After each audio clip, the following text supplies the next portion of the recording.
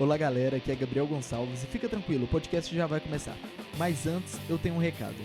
É um prazer imenso anunciar a primeira patrocinadora do podcast Gabriel Gonçalves Live. A empresa NetVip Telecom. Ela é uma empresa de serviços de internet por fibra ótica que atende a região do vetor norte de Belo Horizonte. Então se você mora em alguma dessas regiões, pense em trocar para a NetVip porque é a internet de melhor qualidade aqui da região, além de ser fibra ótica e ter os melhores preços.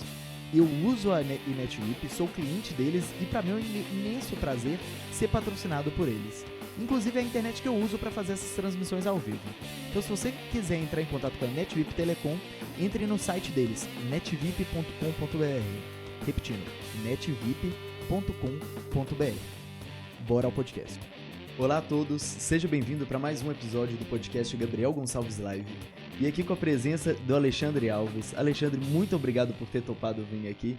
E na nossa conversa aqui antes, eu já senti uma sinergia muito grande de ideias. Muito obrigado pela presença. Olá, Gabriel. É uma alegria. Eu que agradeço o convite e a honra de poder fazer esse bate-papo aqui com você. Muito bacana. Eu queria começar, antes da gente entrar num assunto específico que a gente estava conversando, qual que é a sua trajetória? Onde você começou? Você estudou o quê? E onde que você entrou no Instituto Inovação e na área de educação? Conta um pouco essa história pra gente. De forma resumida aí, até como sugestão para os nossos ouvintes, existe uma forma da gente falar do nosso currículo, que alguns já conhecem um conteúdo que chama processo biográfico, né? Fases da vida, o famoso setênios. Então, a primeira infância, do 0 ao 7, dos 7 aos 14, a segunda infância, dos 14 ao 21, ali você conclui ali, vamos chamar assim, um estágio de formação desse indivíduo, né? Até do ponto de vista jurídico, aos 21 anos você tem a maioridade. E aí, normalmente, dos 21 anos, você vai para o mundo fazer coisas, experimentar e tal. E depois, nos 28, vem ali um momento ali de... E aí, qual que é a sua? E isso vai até os 35, 42. Então, dos 28 aos 42 é o período de grande produção, de grande intensidade. Depois dos 42 em diante, tem aquela famosa frase, né? A vida começa aos 40 e tal. E aí, o que você conseguiu acumular, você desenvolve. Então, a minha história, que eu posso contar, é mais ou menos nesse modelo. Eu tenho 52 anos. Então, a primeira infância ali é a infância tradicional da década ali do final do milênio, né? De 67, quando o homem foi para a Lua, é essa transição de terra para asfalto, né? Então, ou seja, você tem uma prática na terra, na natureza, e de repente você tem o asfalto chegando em tudo. Então, essa é a minha primeira infância, né? Da terra para o asfalto. Aí depois você tem aos 7 ao 14, que é a adolescência, e aí tem uma jornada. No caso da minha jornada foi futebol. Eu fui atleta e tal, tudo mais. E os primeiros trabalhos, né? Família grande, então como é que você vai consumir a sua despesa? Hoje, em geral, para quem tem condições, os pais provêm, né, essas despesas dessa fase adolescente. Mas para muitas famílias ainda não há essa possibilidade dos pais proverem. Então, as crianças jovens vão resolver a vida delas, né, arrumar um dinheiro. Então, essa segunda infância foi essas atividades empreendedoras, as mais prosaicas que você possa imaginar, mas que gera a grana para você comprar o seu picolé e ir na sua pizza. E aí, dos 14 em diante, até os 21, tem uma coisa que a gente perdeu um pouquinho, mas ainda tem, que é essa formação técnica no ensino médio. Sim. Então, ou seja, você pega ali os adolescentes de 14, 15 anos, né, a questão hormonal, libido, etc. E ou você solta numa escola chata de ensino médio, que ninguém tem mais paciência para essas escolas, né, as crianças dormem ou falam de outras coisas, ou você coloca ela no ensino técnico profissionalizante e tenta ver ali se essa energia é empreendida numa atividade. No meu caso, meu ensino técnico foi contabilidade.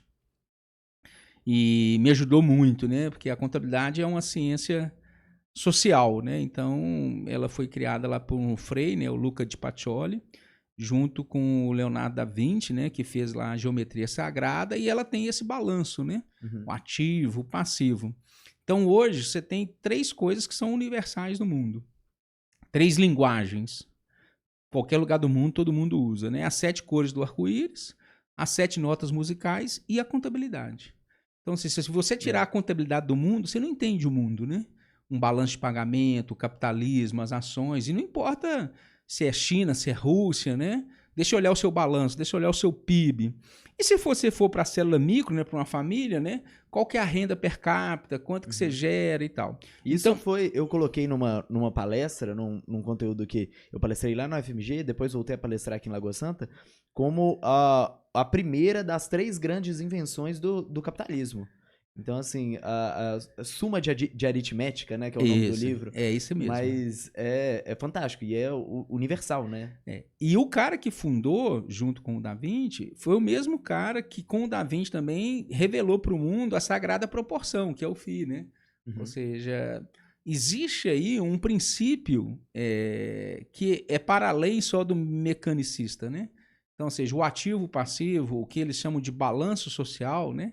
Então, olha o nome, balanço social, né? Aí você vai montar uma empresa, você tem que ir lá na junta comercial e registrar um contrato social. Aí a primeira cláusula do contrato social é o objeto social. Então, ou seja, a contabilidade, ela reflete um agir social.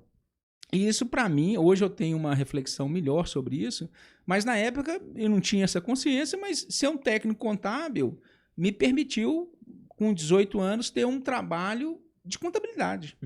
De ser o que o nome que se daria hoje seria um controller, né? De uma pequena construtora. E isso foi muito marcante. E depois eu fiz várias coisas aí dos 18 aos 28 anos, e que é essa época de sair para o mundo, né? De trabalhar em diversos... Primeiro na carreira contábil, né? Que o auge dessa carreira foi auditor interno numa grande empresa, na Andrade Gutierrez, num período de inflação. Então, o período de inflação, essa prática contábil, ela tinha pouca visibilidade, né? Porque a inflação confundia um pouco. E aí depois eu zerei essa parte contábil, o pessoal fala aí hoje talvez de dar um shift na carreira, né? Migrar, transição, os nomes que tem hoje. Eu fiz isso lá e fui virar ongueiro. Assim, eu me tornei membro de uma ONG na faculdade chamada AESEC, que é uma ONG bacana de jovens, de intercâmbio. E abandonei a escola e tudo e fui ser vice-presidente dessa ONG em São Paulo, junto com um outro colega, na ideia de montar um escritório em tempo integral dessa ONG no Brasil, com orçamento e tal, tudo mais. A ESEC hoje no Brasil é a maior ESEC do mundo em termos de resultados, né? Isso foi em 89, 90. Aí tem as transições brasileiras, né? O Collor, o Plano Cruzado, depois o Plano Real. Eu vivo esse mundo todo aí e concluo essa carreira profissional. Aí eu já tinha tido uns 10 empregos, alguma coisa, já tinha feito bastante coisa em várias áreas. E aí, com 28 anos, eu resolvo empreender o meu negócio próprio. E fruto dessa vivência toda, eu crio uma empresa de consultoria voltada para pequenas empresas, que era uma atividade que não existia muito, né? Você ser consultor de pequena empresa, basicamente a pequena empresa não tem muita capacidade de pagamento e tem uma peculiaridade, mas era o que eu achava que fazia sentido, já tinha trabalhado no Sebrae e tal. Então, dos 28 aos 34, eu trabalho com pequenas empresas em grandes quantidades, atendendo ali 1h30 via Sebrae, e fazendo esse processo da pequena empresa, depois da queda da inflação, ela voltar a entender dos elementos chaves da pequena empresa, tanto do ponto de vista contábil, financeiro, fluxo de caixa, ponto de equilíbrio, os conceitos principais de cliente, mercado, e também desenvolvimento de pequenas comunidades, que é uma área que eu me especializei, que é chegar em pequenas comunidades e fazer o que a gente chama do desenvolvimento endógeno, né? Uma pequena comunidade, não vou esperar o vereador, vou esperar o prefeito, vou esperar o deputado estadual, não, vou esperar... Não, cara, vamos juntar aqui o prefeito, o presidente do sindicato, o cara da associação comercial, o líder comunitário, e vamos fazer o que a gente tem que fazer. Reformar a praça, cuidar do hospital. Então, é uma metodologia que na época foi desenvolvida, de chamar Desenvolvimento Local Integrado e Sustentável, DELIS. E aí me especializei disso em fazer esse trabalho com comunidades a partir desse impulso empreendedor. Fazer os diagnósticos participativos, depois executar o diagnóstico, demonstrando para a comunidade que ela poderia fazer seu próprio autodiagnóstico e transformar a sua realidade. Isso foi muito potente. E no final desse ciclo aí chega a internet, chega a inovação, e aí nasce o Instituto de Inovação, ali, por coincidência, eu com 35 anos. Então, fundei minha empresa de consultoria com 28, e com 35 eu fundo o Instituto de Inovação com mais outras pessoas também querendo fazer coisas diferentes. Basicamente, as coisas diferentes são essas que a gente vive hoje, né? Então, assim, organizações não hierárquicas, engajamento das pessoas, autonomia dos indivíduos, consciência do indivíduo para fazer o que ele acha que tem que fazer, com os desafios de gerir uma empresa assim. Mas montamos essa empresa, o Instituto de Inovação, que persiste até hoje, 17 anos depois. E aí tem uma história de empreendedorismo, né, em grupo, com muito sucesso, muitos desafios, muitos erros, mas muita aprendizagem. Uhum. Então a gente chega ao final desse período, o Instituto de Inovação sendo uma hold, e a minha vivência concentrada aí nesse mundo da inovação agora. A inovação das empresas, a inovação das corporações, e nos últimos anos a inovação como gestor de investimentos de empresas inovadoras de pequeno porte. Então hoje a história mais recente minha, nos últimos 10 anos, é trabalhar com gestão de investimentos para investir em pequenas empresas inovadoras no Brasil todo. Sim. Você tem algum case interessante desse... Isso já é a Incid. Já está separado dentro da Incid. Você tem algum case interessante de startup que você participou, né, desse processo? Quando a gente fundou o Instituto de Inovação, em 2002, nós fundamos a ideia era ser sócio de pesquisador. Entendi. Os pesquisadores que estão nos ouvindo sabem do desafio que é isso, né? Então, assim, você pegar uma mente de pesquisa e tentar enquadrá-la para uma mente de negócios, né? Com metas, resultados e tal. Então, nessa jornada, a gente teve cases interessantes, mas um em especial que a gente pode destacar, que foi um dos pioneiros, é uma empresa aqui de Belo Horizonte, que ainda hoje é responsável boa parte dos royalties que a UFMG recebe como patentes, né? Que é a Ecovec. Então, é uma empresa de um pesquisador que fez o doutorado dele na fêmea grávida do Aedes aegypti, que é vetor da dengue, depois de chikungunya e do Zika. Então, ele sabe a mosquita, né, fêmea, como que ela voa. E aí desenvolveu, a partir dessa pesquisa, um negócio. Então, assim, olha, vamos fazer as armadilhas, os feromônios, mas como é que a gente vende isso para o governo? O que as pessoas querem? E aí fizemos um estudo e propusemos um modelo de negócio baseado em SaaS, Software as a Service, que era um conceito que não existia na época, né? Nós estamos falando aí de 2003, 2004, 2005. O fato da gente ter bolado esse conceito, baseado em software na época, que era Palm Top, nem tinha celular, mapa, Google Maps não tinha, mas aí basicamente era espalhar armadilhas. Essas armadilhas, com a tecnologia que o professor desenvolveu, captura só a fêmea grávida e você detecta na fêmea se ela está infectada ou não com o vírus, sobe isso para a nuvem, também não existia nuvem na época, e gera os mapas semanais para o gestor de saúde saber exatamente o que ele tem que fazer para prever a epidemia. Essa é uma tecnologia que 17 anos depois segue pioneira, mas ao mesmo tempo a gente segue com a dengue, a zika e a chikungunya, ceifando aí as vidas das pessoas. Então, o case interessante é que nem sempre a inovação e a nossa capacidade empreendedora é capaz de resolver todos os problemas. Nesse caso específico aí, é um desafio ainda eterno de como que a gente, a partir dessa inovação, por que a gente não conseguiu criar uma situação de harmonia com os stakeholders principais, que são os gestores de saúde pública no Brasil. Sim.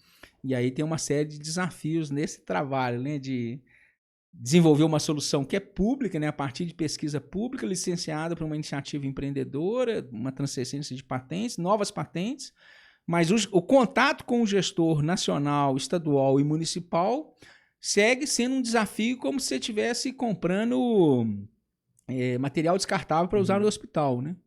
Então, esse é um case enigmático para mim até hoje. Assim, foi um dos primeiros cases, né? A gente já tem, depois desse case, a gente fez mais de 70 investimentos no Brasil, mas esse continua sendo um case bem instigante do ponto de vista da atualidade dele enquanto inovação, mas do desafio dele enquanto negócio. Um ponto que eu acredito que é interessante é o seguinte, você o tempo inteiro falou assim, não, era um modelo SaaS, mas antes de SaaS ter um nome, né, para isso. Jogar para nuvem antes de nuvem ser a forma como a gente conhece nuvem. É interessante quando você fala sobre isso, estando tanto tempo nessa área de inovação, é interessante perceber que vocês já faziam várias coisas que hoje viraram assim, buzzwords, né? Viraram palavras que todo mundo fala e que viraram referência, né? O que é para você, e isso deve com certeza mudar a forma como você enxerga inovação. Porque muita gente fala assim, eu tô com um negócio inovador aqui que é um modelo Uber para diarista. E aí a diarista chega ali, enfim. E aí a gente vai pegar os dados, vai jogar para a nuvem, vai gerar um Big Data e sempre aquelas palavras. Como que você enxerga inovação hoje nesse mundo que a gente está sempre falando de negócios digitais, a gente está sempre falando de novas plataformas, e o que é para você inovação fora de uma linha temporal, fora do que é inovação hoje? Inovação como uma palavra na área de negócios. Inovação é algo que diz respeito à iniciativa humana, ela independe da plataforma e do meio dela. Então, a inovação ela não é definida pela forma que ela assume. Ela é definida pelo indivíduo que propõe a inovação. Isso, para mim, é inovação. Inovação é aquilo que você se desafia na sua reinvenção como ser humano, né? Um ser humano social. Sim. Ou seja, eu vim para servir. Então, você veio para fazer alguma coisa. As perguntas essenciais da inovação não dizem respeito às épocas temporais dela, assim, especificamente, né? Claro que tem as questões de época, né? O mundo saiu de 1 bilhão de pessoas, foi para 7 bilhões de pessoas em 100 anos. Cara, tem que produzir alimento, tem que fazer coisas. E aí os próprios humanos envolvidos nessa questão se movem e se organizam, né? E vão tentar resolver isso, né? Essas questões sociais. E aí, provavelmente, se a gente for ver em outras eras, os movimentos são os mesmos, né? Indivíduos, a partir das questões de época, se movem e tentam equacionar essa vida social de forma harmônica. Esse é o grande desafio social de todas as eras. O que me parece gera um desequilíbrio nesse desafio é quando a gente passa a dar uma importância maior ao meio e à forma do que a questão que a gente tem que resolver. O mundo digital, ele talvez seja o ápice dessa distorção. Ou seja, eu penso que eu vou resolver todos os problemas do mundo pelo mundo digital. Nós estamos fazendo aí pouco mais de 20 anos da tecnologia digital, né, no mundo, né, na internet comercial, e há uma dúvida, né, se esse mundo digital resolveu todas as questões. Sim. Ele trouxe algumas facilidades, sem dúvida, mas ele trouxe desafios ainda significativos na medida que ele afasta o indivíduo e os indivíduos dessa reflexão inovadora que não tem a ver com o mundo digital, né? A inovação enquanto um desafio de se reinventar individualmente, nas suas questões de indivíduo e nesse agir social, ela segue sendo analógica e assim será por todo o tempo. Então, ela não tem a ver com os algoritmos. Porém, os algoritmos, eles são muito poderosos, né? Eles elevam a enésima potência tudo aquilo que a gente produz no mundo analógico, você pode emular e multiplicar no mundo digital sem controle. Então, a hora que você vai fazer um negócio inovador baseado só nessas premissas, ela parece inovação, mas tem muito pouco de inovação, né? Ela está só repetindo coisas que não foram bem resolvidas. Às vezes, você consegue fazer bons desenhos, né? E esses desenhos tecnológicos se integram bem às necessidades das pessoas e essas inovações prosperam. Está aí o computador de uso pessoal, está aí as soluções de nuvem, está aí essas soluções todas, bacanas. Mas a gente achar que a inovação é só o que a gente está vendo, então assim, se eu pegar um celular e achar que aquilo é inovação, provavelmente aquilo, se o ET vier aqui hoje e ver uma pessoa usando um celular, ele vai achar que a gente está na pré-história. A forma como um indivíduo inteligente usa o celular hoje. Por quê? Porque você usa um dispositivo. Primeiro que você tem um dispositivo que é esse aqui que a gente está fazendo. Uhum. Você me convida para tomar um café e a gente conversa. Então, assim, esse dispositivo inovador, ele existe desde sempre, né? E aí você vai para o celular e abola esse dispositivo inovador, né? Você vai para um negócio chamado WhatsApp e tenta conversar através dele. Cara, aquilo nunca vai ser um diálogo. Né? Geram várias falhas ali no processo, né? Não, são só falhas. E depois você começa a discutir as falhas que houveram naquele ambiente, né? Que é o processo que a gente está essa semana aí, né? Será que aquele juiz falou com o fulano aquela mensagem do... Então, assim, já é uma insanidade e você leva essa insanidade ao máximo e começa a discutir a insanidade do WhatsApp. Sim. Então, ou seja, o uso da tecnologia, para além daquilo que seria só facilitar uma comunicação, né? Pegar o telefone e olha... o que nós fizemos aqui para marcar esse encontro? Você me ligou, eu conversei com você e nós marcamos. Demorou um telefonema. Sim. Se a gente fosse usar o WhatsApp, para além disso, Vamos fazer essa entrevista através do WhatsApp. Outros tipos de problema que iriam gerar, né? Só que as pessoas não conseguem entender, na hora que você coloca um celular na mão das pessoas, o que está ali disponível. Então, por isso que você não tem WhatsApp? Literalmente por isso. Ou seja, o WhatsApp não é coisa de Deus. Né? Ele é uma coisa feita para te desviar daquilo que você é, das suas questões. Uma coisa sedutora, bacana, agradável, fácil de usar. As frases são assim, não, mas eu sei usar. Eu uso com consciência. A coisa ruim e a característica principal do diabo é esse, né? Parecer que ele é Deus, né? E é um dispositivo que na sua raiz, principalmente assim, você pegar as cinco grandes empresas de tecnologia, nos Estados Unidos está discutindo muito sobre regulação para o Google, regulação para o Facebook. Das 5, né? Amazon, Apple, Microsoft, Google e Facebook, as duas últimas, Google e Facebook, giram inteiramente em volta de dados. Então, você utilizando as plataformas deles, você é o produto que eles estão vendendo. Então, 100% isso. E o objetivo deles é fazer você viciar na plataforma deles, porque quanto mais você utiliza, mais dinheiro eles ganham. Então, se torna um conflito de interesses do humano mesmo. O que eu estou me propondo a fazer, quais são os meus objetivos como indivíduo e o que eu posso fazer para conquistar esses objetivos. Sendo que essas plataformas estão o tempo inteiro tentando fazer você gastar seu tempo com outra coisa. E são bem sucedidas nisso, né? Porque a tecnologia permite integrar aquelas descobertas do funcionamento da mente humana, né, da década de 60, 70, né, o design de comportamento, tudo isso que antecedeu o mundo digital, estava lá nos estudos do comportamento humano, da psicologia e tal. Mas quando você joga isso nos algoritmos, eles, imagina, elevam e mais, assim, eles vão te viciar porque ele é uma Coca-Cola. Ele é uma cocaína, né? Então, assim, a essência dele é te viciar.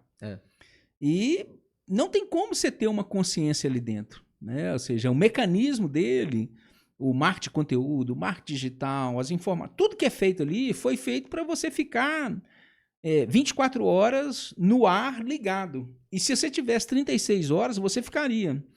E não, eu tenho consciência. Você não tem consciência, porque uma hora você está lendo um assunto que é bacana, que te interessa. Outra hora você está vendo um vídeo de uma distração que alguém mandou para você. Outra hora tem um grupo da família te mandando uma informação. Então, ou seja, esse pera, uva, salada mista, esse mix, ele é incontrolável. Mas como ele te coloca tudo no mesmo ambiente, na mesma plataforma e na sua mão, como é que você vai saber o que é que você está consumindo ali? E qual que é o valor daquilo, né? Pra você, porque é exatamente isso. Às vezes você tá, sei lá, YouTube ou Facebook, você começa a ver uma coisa que é do seu interesse e no final das contas você tá vendo uma coisa que não tem nada a ver com aquilo que você começou. E quanto tempo que você fica ali? Ninguém controla. Exatamente. Você começa a ler um livro, uma mídia analógica, você sabe que você tá lendo só aquele livro e aquele assunto, porque você escolheu pegar aquele livro e vai ler ele. E a hora que te der sono, a hora que você cansar, você fecha o livro e dorme. Nas redes sociais como um todo, né? Isso daí é impossível. Você se torna viciado pela natureza do negócio, né? Hoje a Organização Mundial de Saúde já tem isso como uma epidemia, né? Aí os médicos podem dizer melhor em que estágio que está. Todas as características degenerativas, né, que já vinham desde a época da televisão, né, do tubo, da imagem, do magnetismo, vão para essa questão hoje da tela azul, né?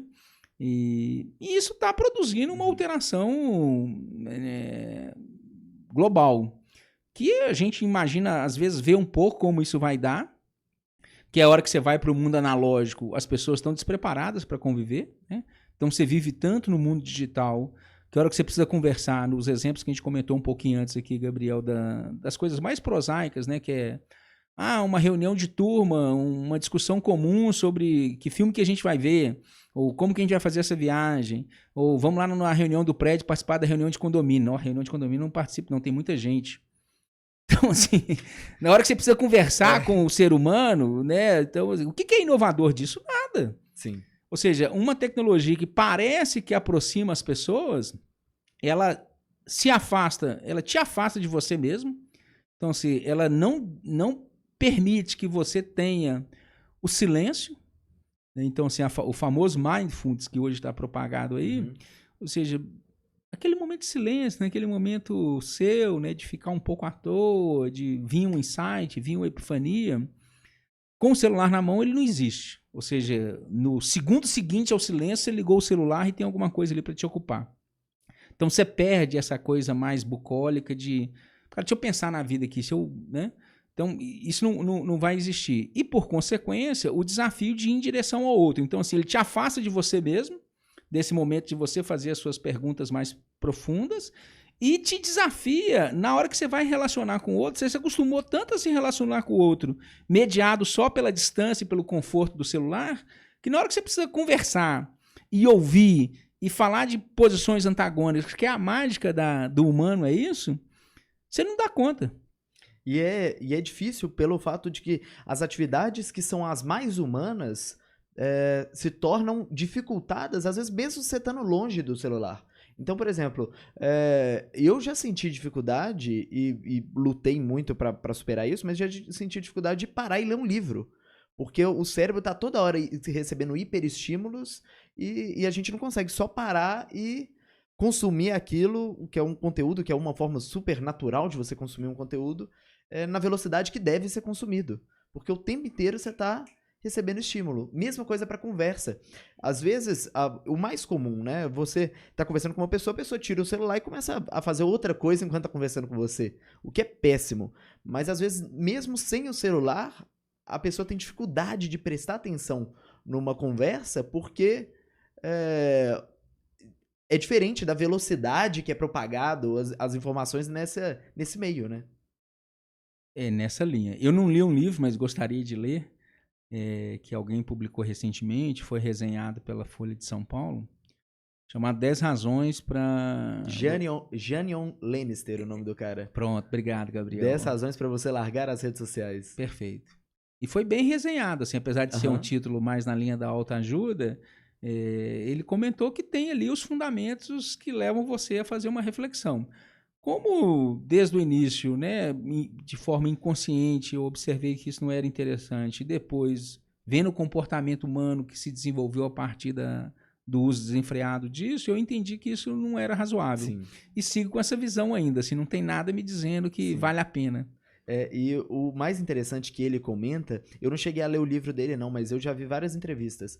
Ele também tem um background próximo ao seu. Ele tem esse posicionamento, sendo que ele é o empreendedor do Vale do Silício, já investiu em negócios, então assim, é um cara super ligado à área de inovação como um todo, e coloca essa crítica.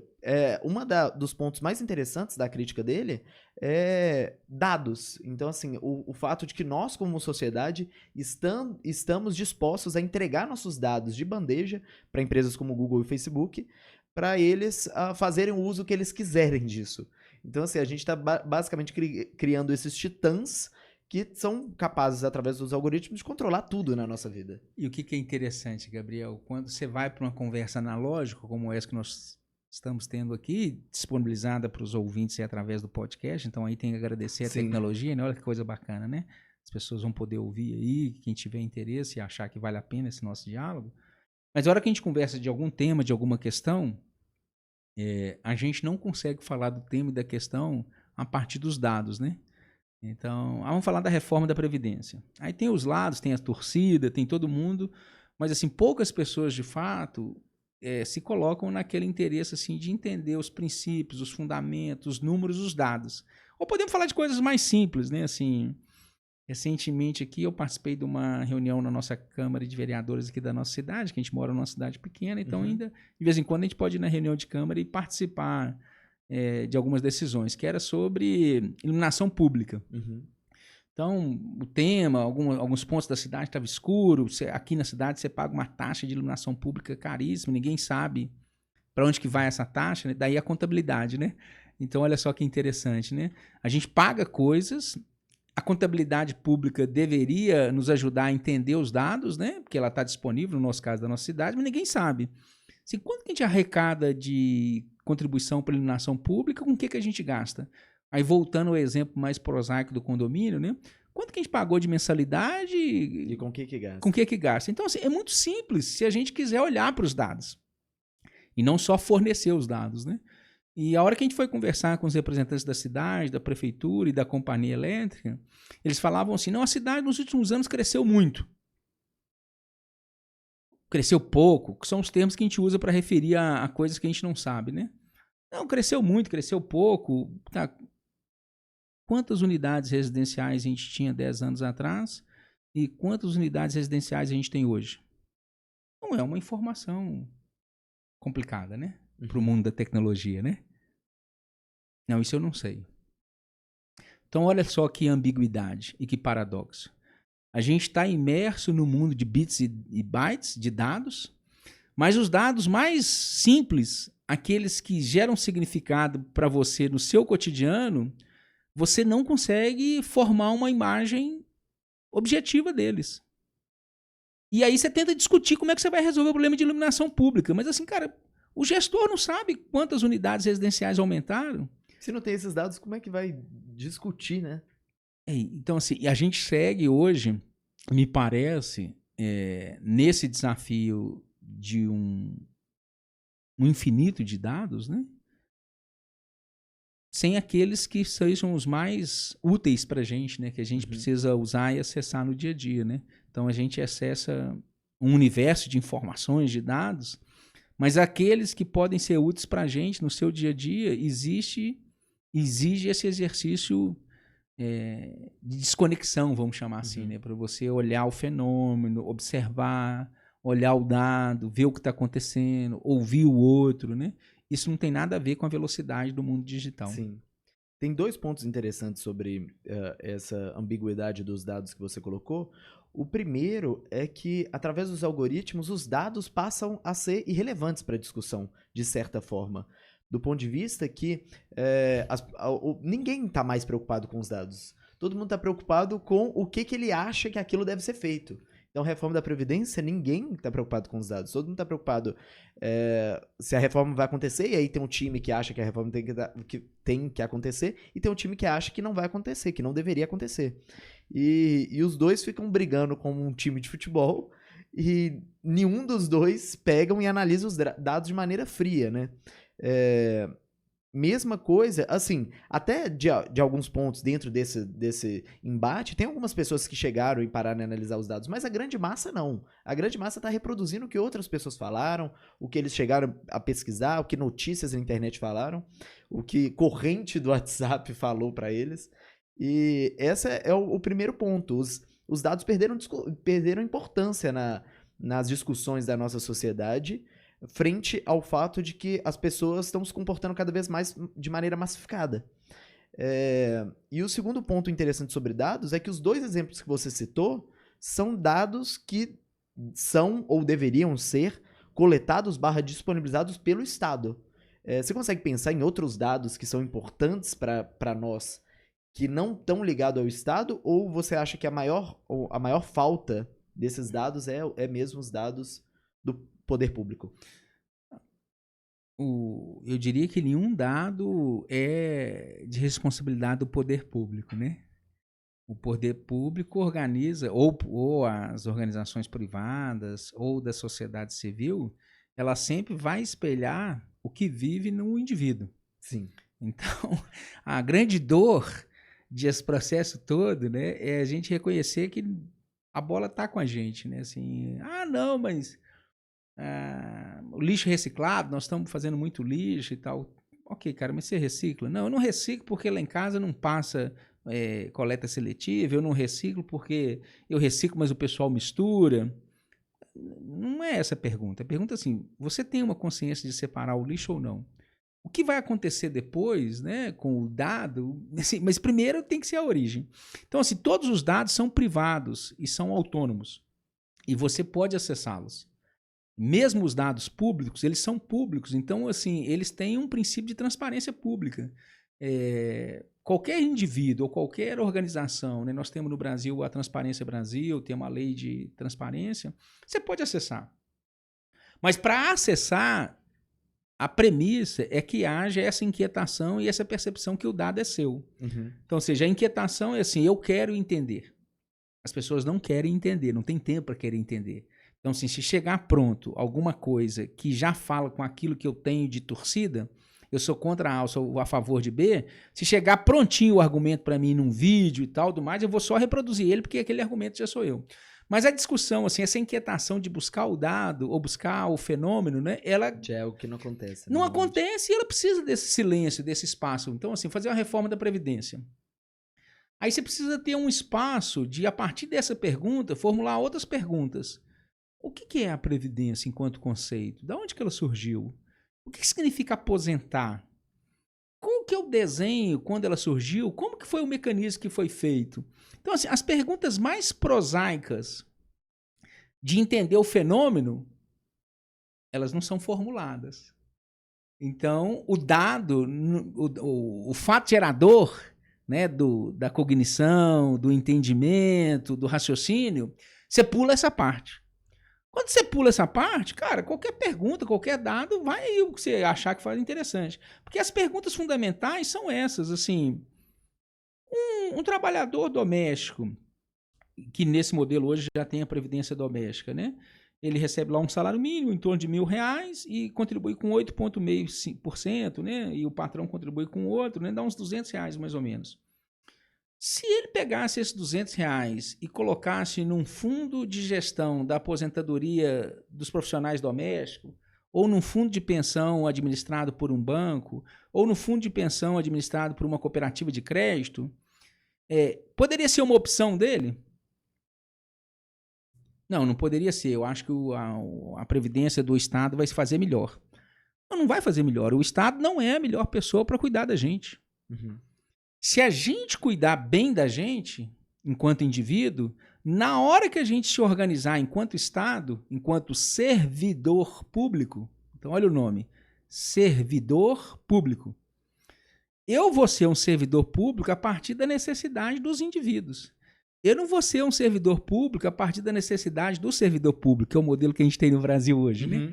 O modelo que a gente tem no Brasil, inclusive da reforma da Previdência, é o Estado servir a si mesmo, né? Sim. Então, ou seja, você cria um mecanismo de Estado que primeiro serve aos servidores e depois serve ao público, né? Isso cria uma distorção.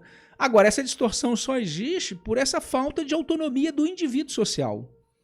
Ou seja, essa ideia de que o indivíduo, ele não sabe ler, ele não sabe escrever, ele não sabe cuidar de si, mas ele serve para pegar um crédito consignado. Interessante. O cara que não sabe ler, não sabe escrever, mas que recebe um BPC, né? Um benefício de prestação continuada, que é aquele benefício que o Estado paga para determinadas pessoas, ele está credenciado a pegar um crédito consignado. Então, olha que interessante. Ele tem autonomia para buscar o crédito consignado, que é um caos para ele. Né? Ele vai entrar no crédito consignado, apesar dos juros serem relativamente baixos. O cara que recebe R$1.000 entrou no crédito consignado e dificilmente ele vai sair dele. Não tem a formação. Mas ele não consegue, ou o Estado, ou nós, enquanto sociedade, achamos que ele não tem autonomia para, com informação e com orientação e com esclarecimento, fazer uma escolha própria de aposentadoria. Esse conceito é tão poderoso, que ele é transformador sobre todos os aspectos. E aí a gente chega no tema da educação. Ou seja, se a gente de fato quiser lidar com as questões sociais que envolvem o mundo, envolvem a gente tem que, de forma absoluta, assim, né, determinante, entender que essa liberdade do indivíduo para fazer as escolhas conscientes é o cerne de todas as outras mazelas.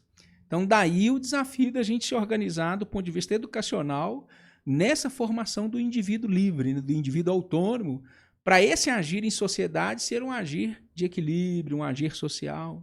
E de quem deve ser a responsabilidade, já que você está falando que para resolver esse problema, o cerne da resolução está na educação, de quem que deve ser essa responsabilidade? De nós, dos indivíduos, né? Então, ou seja, hoje a gente tem um modelo de pedagogia mundial, que a gente tem aqui também na nossa cidade de Lagoa Santa, mas está fazendo 100 anos, inclusive agora em 19, que é a pedagogia Waldorf, que tem essa premissa do modelo de autogestão, né? Sim. Ou seja, os pais, os professores se organizam. A educação é algo tão importante do ponto de vista da liberdade do espírito, né?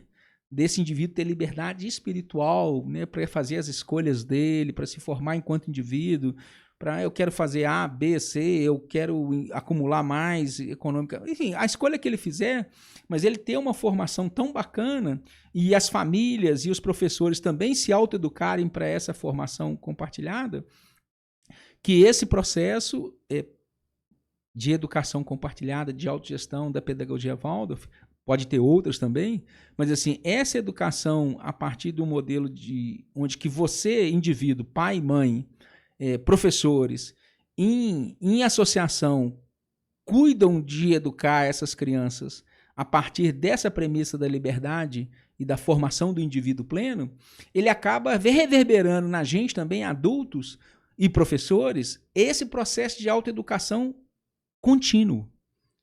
Ou seja, todo dia em casa, todo dia na sala de aula, você tem uma questão que você, adulto, tem que desenvolver em relação àquela criança, aquele jovem, e a hora que você entra nesse processo de educação e autoeducação, a chance da gente produzir indivíduos sociais mais cooperativos, mais íntegros, capazes de fazer as suas escolhas, de diminuir a dependência do Estado, de, ao empreender na atividade corporativa, privada, empreender de maneira saudável, sustentável, é muito grande. Uhum. Perfeito. O fato de que a educação é algo muito importante para ficar ou nas mãos do Estado ou nas mãos de uma iniciativa privada com fins lucrativos, dá uma outra visão para atividade educadora, né? Uma visão de maior responsabilidade e, de certa forma, maior liberdade também. Como que você consegue trazer o novo, né? A gente tá falando sempre de inovação aqui. Como que você consegue inovar nesse sistema? Que eu acredito, assim, acho que a coisa no Brasil e acho que no mundo todo, uma das coisas que são mais faladas é o tanto que o modelo educacional é falho. E é uma coisa que é reconhecida quase de maneira unânime e ninguém faz nada a respeito, né? Assim, são poucas as iniciativas que buscam mudar isso. Você enxerga dessa forma? E o que você acha que precisa ser feito de maneira diferente? O desafio da inovação é uma outra palavra que a gente poderia utilizar aqui nesse termo, né, de novo, que é muito em voga, né, na sociedade do conhecimento, século XXI. Só o novo é belo, né? Então é quase que uma utopia, assim, vamos fazer o novo, vamos fazer o novo, vamos fazer o novo, né? Uma outra forma de a gente olhar para o novo é a gente considerar aquilo que pode ser revelado. Então, algo que já existe enquanto possibilidade e que não foi reconhecido ainda como tal. Interessante. As imagens mais clássicas que a gente pode trazer para esse conceito de inovação, todo mundo conhece um pouco aquela história do Godin lá, né, do pensador, né, ou de um artista que vai fazer uma escultura, né, ou do músico também, né? Não, a escultura está lá dentro da rocha, né? Eu vou só tirar aqui o que está atrapalhando a escultura, né? Ou acho que também uma entrevista do Kate Richards, do Rolling Stones, né, depois de anos e anos, né? Como é que você consegue fazer música depois de todos esses anos e tal? Não, na realidade eu não faço música, né? Não sei se foi exatamente essa a resposta dele, mas é algo parecido com isso. Não, a música está pronta. Essa daí o ponto que você colocou é exatamente a ambiguidade da criatividade. Durante muitos anos, na Grécia Antiga, eu acredito que foi por volta de 1400, que o termo criatividade surgiu como uma atividade humana. A criação era uma atividade apenas dos deuses. Nós simplesmente rearranjávamos as coisas em determinadas estruturas, em formas novas de você rearranjar as coisas. Você chegou no ponto-chave, Gabriel. Aquilo que era prerrogativa dos deuses se tornou uma prerrogativa na medida que a gente tem o evento do milênio, né, que a gente conta, apesar de ter o calendário chinês, o mundo conta o calendário a partir do evento crístico, né, do Cristo na Terra, né? E aí, independe de religião, assim, tem um fato que ocorreu e cada um pode fazer a análise que for disso. Mas aí tem esse princípio que, assim, todos podem ser deuses, né? Ou seja, eu vim para todos. Então, aquilo que antes era feito só através dos iniciados, dos deuses, ele se tornou uma possibilidade de todo mundo se tornar o seu próprio Deus. Esse se tornar o seu próprio Deus não é esse Deus mental que a gente está acostumado, intelectual, do agir, do fazer, porque esse Deus, ele não seria Deus porque nós vamos nascer e vamos morrer, né? Então, não é Deus, né? O que nasce e morre não é Deus, né? Esse Deus que é eterno, usando essa expressão de criatividade e inovação, que é bem interessante, eu acho, ele é um Deus que diz respeito ao Espírito. O Espírito é eterno. Então, o que é inovação? O que está por vir? O Espírito, se você der o espaço para ele adequado, o silêncio, o ambiente, ele se revela. Então, o processo educacional e o processo tecnológico, juntando essas duas coisas, é basicamente o desafio de você não atrapalhar o Espírito. Ou seja, de você oferecer para o Espírito as condições nas quais ele vai se desenvolver, ele vai se revelar enquanto potência máxima. E se a gente acha razoável, não importa a linha religiosa, cristã ou esotérica, mas vamos pegar a linha científica mesmo. Se você acha que a premissa científica é razoável, ou seja, que um indivíduo, esse desenho do indivíduo, essa sofisticação humana que é um indivíduo, né, com todo o seu processo biológico, cerebral, tudo que é essa engrenagem única, DNA, tudo, ele é uma máquina perfeita, a imagem e semelhança de Deus. A gente deveria ter muita atenção com essa máquina no processo educacional e tecnológico para que a gente não danificasse ela. E o que a gente faz hoje com essas premissas ditas educacionais, ditas inovadoras ou ditas tecnológicas é aviltar e agredir de forma avassaladora aquilo que já é um chip perfeito. O ser humano, quando nasce, ele é um chip perfeito. Ele tem em si todas as possibilidades de se desenvolver de forma mágica.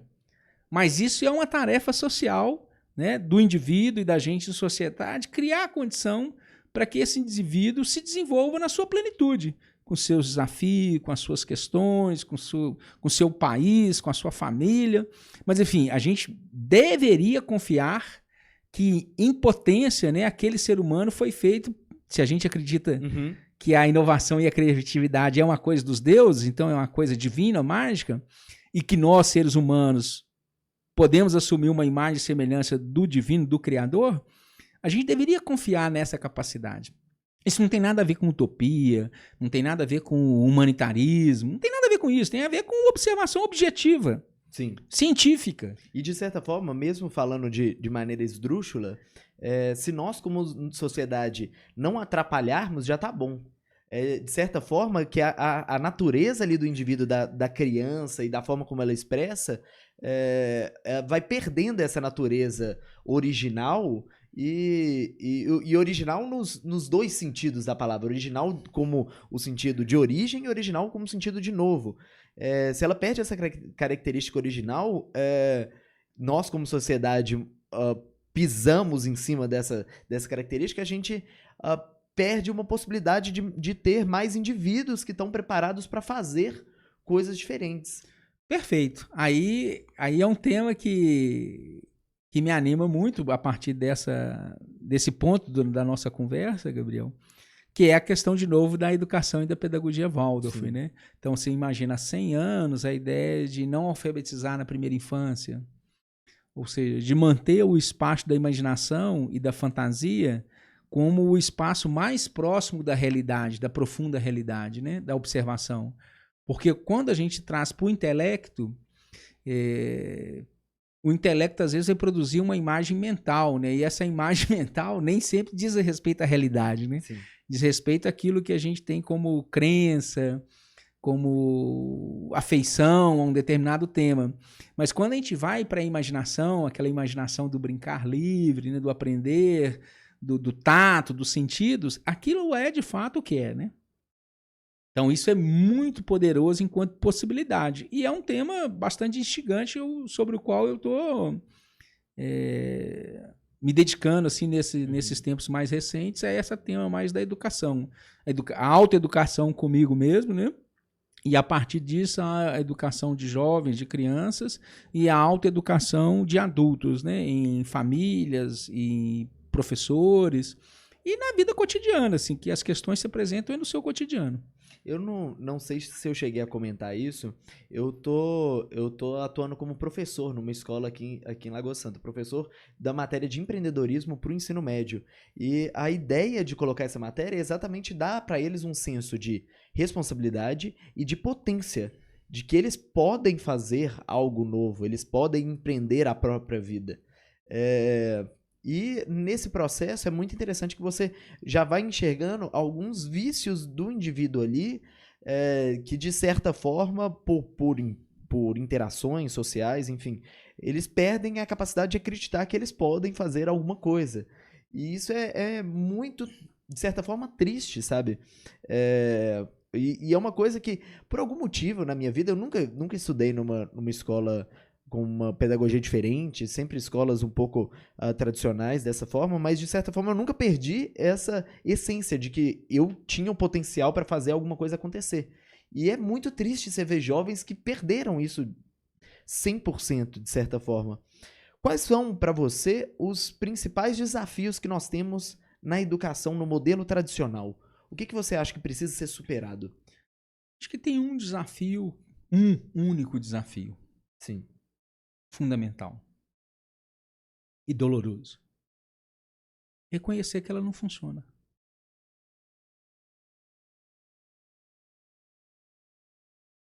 Eu só me coloco em movimento para transformar algo quando do fundo da minha alma, né, do meu imo, eu reconheço que aquilo chegou num limite. Então, a hora que eu reconheço, eu me coloco em movimento para transformar, para integrar com algo novo. As escolas e o modelo que ela reproduz é um modelo que se aprisiona nelas mesmas.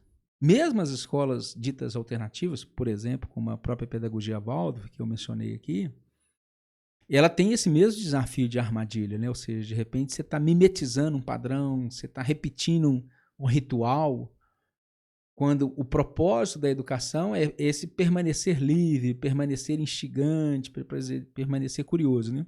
Você comentou de escolas, mas me parece que você estudou na Escola de Formação Gerencial do Sebrae, né? Ah, estudei.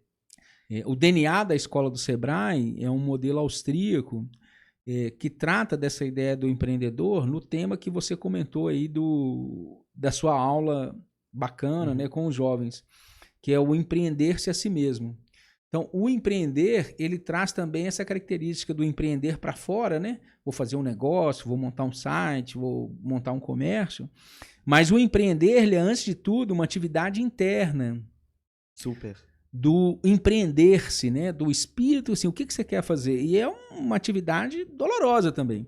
Então, assim, o desafio da educação é observar a premissa de desenvolvimento do indivíduo, ou seja, a gente não vai formar indivíduos repetindo fórmulas de química, de geografia, de mapas, né? Assim, já há muita comprovação nessa história da humanidade de como que a educação ocorre, né? Apesar da gente ainda temar com ela, né? Achar que vamos fazer um Enem, né? Assim, não tem nenhum exemplo aí. A educação ocorre a partir dessa liberdade do espírito de ir em direção àquilo que ele quer, que ele anseia, que ele busca. E as escolas, dita enquanto escolas, né, desde os primórdios, escolas eram espaços onde que esses indivíduos se reuniam para fazer essa busca do seu aprendizado. Sim. E fazia essa busca compartilhada. Sim. Então, a escola, nessa dimensão, ela tem que se reinventar para esse espaço. Quando eu comentei da base comum curricular, que as escolas podem se organizar dentro da legislação da forma que quiser, e 99% talvez delas se reorganizam da mesma forma, a gente tem, por exemplo, uma escola pública em São Paulo, que é um case que infelizmente ainda é exceção, a Eduardo Amorim, que ela não tem aula, não tem prova e não tem sala de aula. E é uma escola pública. E parece que está todo mundo satisfeito lá, entendeu? Uhum. E que atende à base comum curricular. A gente tem algumas escolas, vou pegar da rede pública e vou entrar na rede privada, que diz o seguinte, nós temos que ter muitas aulas de matemática e muitas aulas de português. Tipo assim, 5 aulas de matemática e 5 de português. Aí tem algumas escolas públicas, aqui em Belo Horizonte, por exemplo, né, em Minas Gerais, mas deve ter em outros lugares também, que chegaram à conclusão, os próprios professores, comunidade, que não deveria ser assim. Que deveria ter, todo mundo ter 3 aulas. 3 aulas de geografia, 3 aulas de história, 3 aulas de português e 3 aulas de matemática. E que os conteúdos transversais, português e matemática, não são conteúdos que existe aleatório, né? Porque o aleatório ninguém consegue entender. Se você pega um conteúdo de matemática ou a escrita e coloca ele dentro de qualquer outra matéria, você está aprendendo. Sim. E aí eles chegaram a essa conclusão, o pessoal pressionando, mas funciona. E conseguiram fazer valer. É mais interessante para os professores, né? Porque você imagina a situação dos professores. Vamos pegar os professores, por exemplo, né? Então, assim, se eu reconheço que essa escola não funciona, todas as outras questões que surgem a partir disso se apresentam para renovar, né?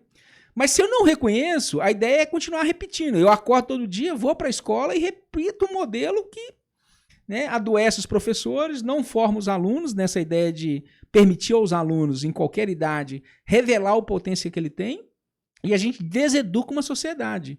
O que é deseducar uma sociedade? É tirar dela a vitalidade dela poder se expressar na sua máxima potência.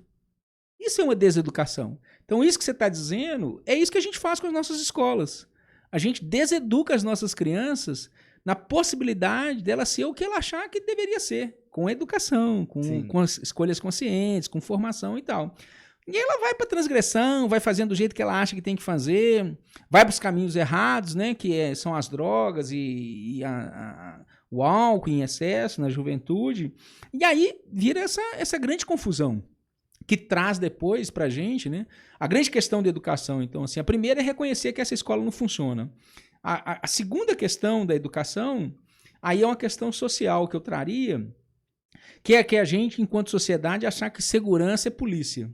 Sim. Então, assim, se você conversar com qualquer pessoa da polícia militar, coronel, os educadores, eles vão rapidamente dizer que segurança não tem nada a ver com revólver, né? Assim, essa segurança de revólver, de cadeia, essa que atualmente é uma discussão grande no Brasil, isso é uma não segurança. Isso é só uma ilusão, é um fake news, né? A grande segurança que a gente tem que almejar enquanto sociedade é a segurança dos indivíduos educados. Sim. Ou seja, se nós, enquanto sociedade, conseguirmos ir, mesmo que de forma utópica, isso está aí ilusão, ok, que seja ilusão. Cara, mas achar que a gente vai resolver uma sociedade com arma, tanque, é também uma ilusão. Então você escolhe quais ilusões você quer. Eu quero a ilusão de que o indivíduo social educado, ele é um fator de segurança. Então, uma sociedade que entende que a segurança não tem nada a ver com cadeia. E aí tem os exemplos de novo, a gente não gosta de ver os exemplos, só aquilo que, né, vamos armar todo mundo, vamos fazer mais cadeia, vamos fazer pedido de segurança máxima. A gente tem iniciativas que, infelizmente, continuam sendo iniciativas que não circulam, que não viralizam, né? Outro dia mesmo começou uma iniciativa aqui da APAC, aqui, que são as cadeias autogeridas por presos, né, com todos os índices que é o sonho de qualquer país, né? 80% de reinclusão dos detentos, os presos têm tem as chaves da cadeia, o custo diminui, começou em Itaúna e hoje está no Brasil todo. Qual que é o segredo desse presídio? Educação e confiança no indivíduo. Sim. Então, ou seja, eu posso fazer isso lá na ponta final, quando deu tudo errado, o cara cometeu um delito, gerou um crime, gerou um custo social infinito, né? E ainda assim, se eu confio no indivíduo e se eu trabalho na educação e na reinserção, o custo social é menor, como eu posso fazer isso na origem? Primeira infância, segunda infância, pública e privada, a gente cuidar da educação, porque também é outra ilusão a gente achar que essa educação é uma educação só da escola pública e dos menos favorecidos. O que gera mais custo social para a gente hoje é a educação dos mais favorecidos, ou a falta de educação dos mais favorecidos. No exemplo prático, quando você tem um evento, né, esse evento que a gente teve de Lava Jato, de corrupção, ou de servidor público, né, ou privado, um cara teoricamente instruído, formado, letrado, que não tem educação no sentido da liberdade das escolhas individuais para o bem social, ele gera um prejuízo e uma insegurança muito grande. Então, assim, quando você faz uma operação Lava Jato, ou quando você inclui um processo jurídico para tratar um tema de um cara deseducado, né, então, assim, vou pegar aqui com respeito à alma aí do indivíduo, o governador do Rio de Janeiro. É um cara sem educação. Sim. Ou seja, ele não teve educação para entender que roubar não é bacana. Eu acredito que o ponto que a sociedade, quando gera esses polos, né, de discussão, eu acho que um ponto que a maioria das pessoas perde, fica cega mesmo, é enxergar qual que é o cerne da discussão, qual que é a raiz daquela discussão. Então, você comentou brevemente sobre segurança. Eu acho que na questão específica dos presos, o cerne da questão é qual... Assim, alguns princípios antes. Existem crimes que merecem punições. E punições, as punições não devem ser a mesma para qualquer tipo de crime. Existem uma escala de punições. E, de qualquer forma, nós, como sociedade, também queremos que os presos que cometeram crimes consigam também se reabilitar e voltar para a sociedade para contribuir para ela. Eu acho que o cerne dessa discussão é qual a proporção entre punição e reabilitação. E que é onde a maioria das pessoas não consegue conversar sobre isso. Tem gente que acha que deve punir todo mundo e deve pena de morte para todo mundo, e tem gente que acha que o outro lado também, o preso é uma condição unicamente social. Tem um meio termo aí que precisa ser integrado, e eu acho que a educação está no cerne disso. E quando a gente fala de educação também, tem o mesmo problema. Qual é o objetivo de educação? Tem gente que fala que educação é simplesmente fazer um download de dados, download de informação. E mesmo para fazer um download de informação, a educação é péssima para esse objetivo, a educação tradicional que nós temos. Ou uma pessoa sai do ensino médio, passou aí 3 anos, ela não lembra das coisas que ela aprendeu lá. Tem um propósito maior, e aí eu acho que nós, como sociedade, precisamos definir o que é educação. E eu gosto muito dessa definição que você colocou, que dar a liberdade do indivíduo de se expressar da maneira máxima. E o que eu mais enxergo, uma das coisas que eu mais enxergo é um nível de discussão um pouco mais superficial. Mas nós temos uma estrutura hoje que ela não gera pensamento sobre a própria estrutura. Então, assim, o próprio Enem incentiva as escolas a manter no mesmo ritmo, porque senão não vai ter uma nota boa no Enem, e o Enem vira um grau de comparação para as escolas que limita novas atividades. Você concorda? Qual que é, para você, o objetivo da educação? Gabriel, o objetivo da educação, para mim, é a gente conseguir desmontar essas armadilhas que a gente criou para nós mesmos, né? As armadilhas individuais e as armadilhas sociais que nos aprisionam nessa repetição. Uhum. Então, quando a gente começa a discutir, por exemplo, na sua fala, né, você começou a trazer um raciocínio sobre tipificação de crime, né? Sim. Então, mas, olha só, quando a gente fala do crime, a gente está no final da linha. E se a gente discute o final da linha, a gente está discutindo a consequência. Sim. É óbvio que, do ponto de vista objetivo, a gente tem que lidar com o direito penal, né, as regras, as punições. Isso não é a discussão. A discussão é por quê? Qual que é o fato gerador? Exatamente. O fato gerador de todas as nossas mazelas somos nós mesmos. Por exemplo, um dos dados, das correlações mais bem documentadas, estudadas e revisitadas na ciência social é a correlação entre desigualdade social e criminalidade. E é um fato que assim, já precisa ser lidado como um fato social mesmo. Quanto mais desigualdade você tem, maior quantidade de crimes você tem. E é uma correlação super bem documentada e é negada por várias pessoas. As pessoas podem negar, assim, não tem nenhum problema, mas aí... Continua sendo um fato. Bem ok, isso. cara, eu entendi, mas assim, é assim. Ou seja, existe fenômeno, você vai negar o seguinte, ó, o universo, a Terra é plana, que é o modelo agora, né? O universo tem 4 estações, as leis da maré, né, o ciclo menstrual da mulher combinando com o ciclo de 28 dias da lua cheia. Cara, você pode achar outras respostas, mas assim, é a lei do Chicó, né, do Alto da Compadecida, né, do Ariano Suassuna, né? Só sei que é assim. Ou seja, tem algumas coisas que são leis universais, que são leis que regem essa dimensão divina nossa humana. Então, ou seja, a gente achar que nós homens, pela nossa capacidade de conhecimento, tecnologia, achar que a gente vai explicar o mundo. Não, a gente tem que entender o mundo, a gente não tem que explicar o mundo. O mundo existe e a gente, enquanto reprodução divina desse mundo, a gente existe enquanto mecanismo perfeito. Então, ou seja, a tarefa da educação é a gente ir em direção a esse entendimento das leis universais, dos fenômenos, das origens de causa e efeito, das consequências. Quando eu vou só para a consequência, eu já comecei errado o processo, né? Quando eu vou discutir só a consequência, então, assim, o ato humano, quer seja ele fruto da desigualdade social, então, assim, olha, se eu reconheço que a educação é uma tarefa-chave para tudo aquilo que todo mundo aspira, porque se você perguntar para o pobre, para a classe média, para o rico, todo mundo aspira a mesma coisa, uma vida social em harmonia. Cara, como é que você pode ter uma vida social em harmonia se há essas desigualdades? Bom, como que a gente compensa desigualdades? Se você olha para o mundo, como é que o mundo compensa desigualdades? Com a educação do indivíduo. Ou seja, se você tem indivíduos, mesmo que em desigualdade social, vamos usar, e não a desigualdade social, vamos usar a desigualdade econômica, porque o social, ele traz essa molécula tripartite, né? Tem o social educacional, que é berço e formação, e tem o social econômico, que é restrição de recursos. Se você for nos ambientes de desigualdade econômica, você pode ter bons equilíbrios sociais. Em geral, você os tem.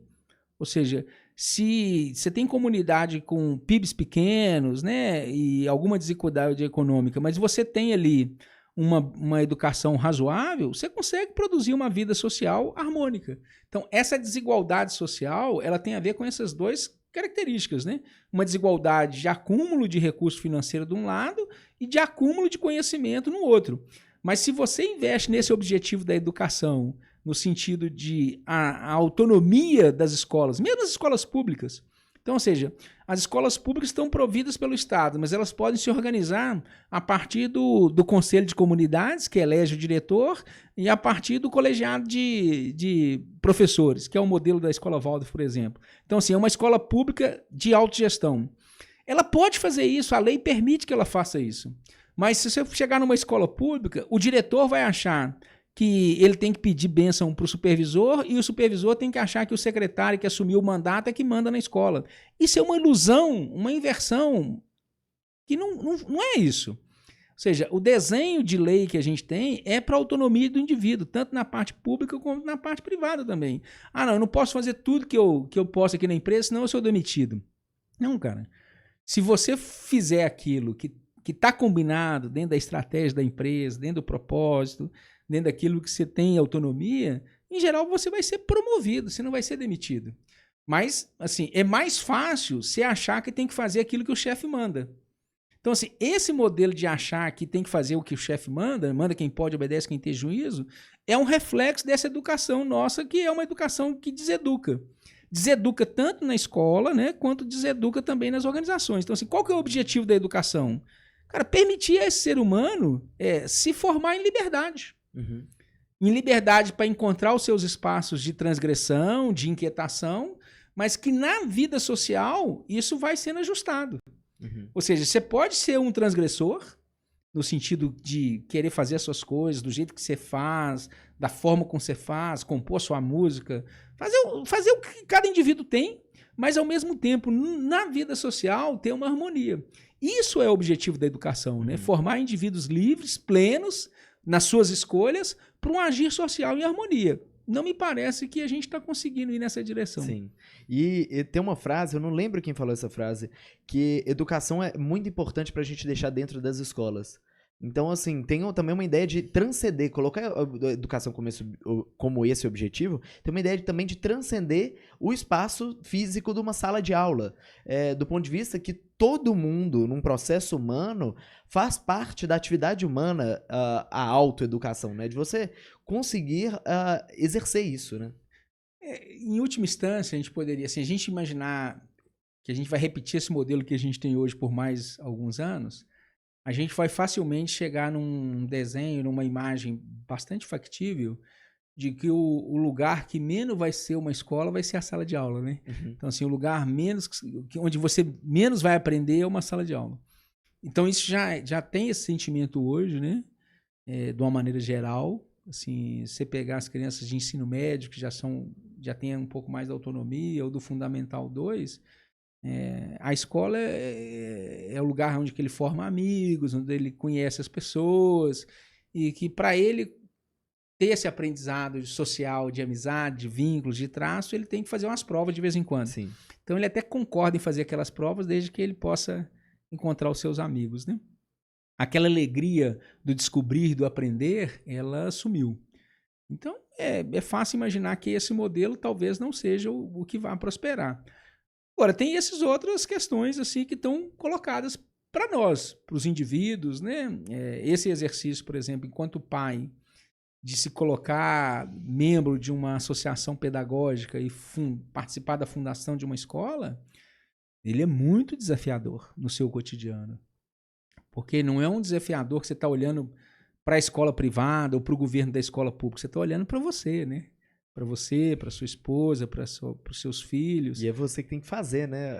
Ficar exigindo coisa é fácil. Você Ir pode lá e fazer é mais difícil. Mas você tem que encontrar um jeito de fazer também que respeita o professor, os professores, o seu ambiente. E os professores têm que encontrar um jeito de fazer, por exemplo, que respeita a individualidade das crianças, que respeita as famílias, e junto a gente viver essa comunidade escolar. O que eu acho que eu tenho observado assim, de mais instigante nessa jornada educacional associativa é essa possibilidade da gente viver isso num ambiente de comunidade escolar, mas que reflete muito próximo os nossos desafios sociais enquanto comunidade, né? Então, ou seja, se eu consigo viver a prática educacional das nossas crianças em comunidade, de forma associativa, a chance da gente depois, enquanto adultos, e as nossas crianças, quando forem adultos, ter uma vida social também, onde esses valores de liberdade, autonomia, igualdade e diminuição das desigualdades terão mais chance de florescer, é uma boa utopia, eu acho. É uma boa utopia, algo que vale a pena lutar, né? Qual outra mudança, do ponto de vista mais técnico, mais prático, você acredita que precisa ser feita em outras instâncias? Por exemplo, eu acredito que a centralização do Enem teve seus pontos positivos, foi muito interessante, mas ela criou um vício escolar em que os pais decidem as escolas dos filhos a partir da nota daquela escola no Enem, e as escolas só ficam buscando, de maneira geral, uma nota. Basicamente, ela gerou uma maneira das escolas se autocompararem. E essa autocomparação facilita e fortalece um modelo único. E não essa liberdade, como você estava comentando, de toda escola se gerir da maneira como preferir. Eu colocaria a criação do Enem como um desafio a ser superado. Eu acredito que tem um outro modelo que seja melhor para isso. Que outra mudança você pensa num ponto de vista mais prático que precisa ser feito em outra instância? Por exemplo, instância estadual ou, enfim, outro nível de análise. Olha, Gabriel, a minha observação hoje das mudanças em outras áreas, elas em geral tendem a me levar para uma causa raiz, né? A forma como eu observo os fenômenos hoje, a partir das suas consequências, a partir do que está acontecendo, eu tento sempre observar o seguinte: mas por que isso está acontecendo? E a hora que eu vou fazendo essa retrospectiva de qual que é a origem dessa desarmonia ou de uma questão que pode funcionar melhor, o ponto comum de qualquer questão é o indivíduo. Então, ou seja, todas as questões têm como causa raiz a ação do indivíduo na sua liberdade, no seu agir social.